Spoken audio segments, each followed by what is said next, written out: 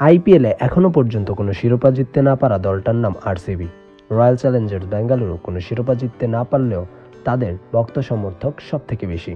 RCB ভক্তদের বলা হয় লয়াল ফ্যান বেজ, যারা কোনো শিরোপার জন্য না, দলটাকে ভালোবাসে তাদের খেলার জন্যে। এই লয়াল ফ্যান বেজের ফ্যানদের মনে সব থেকে বেশি আঘাত এসেছে আইপিএল 2025-এর মেগা অকশনের প্রথম দিন। মাত্র 12,25,00,000 টাকায় যখন গুজরাট টাইটান্স মোহাম্মদ সিরাজকে নিজেদের করে নিল, তখনই মন ভেঙে গিয়েছিল আরসিবি ভক্তদের। সুযোগ থাকা সত্ত্বেও আরসিবি ম্যানেজমেন্ট সিরাজকে নেওয়ার জন্য কোনো লড়াই করেনি। ম্যাক্সওয়েল, ফাফ ডু প্লেসি কাউকেই রিটেন করেনি আরসিবি।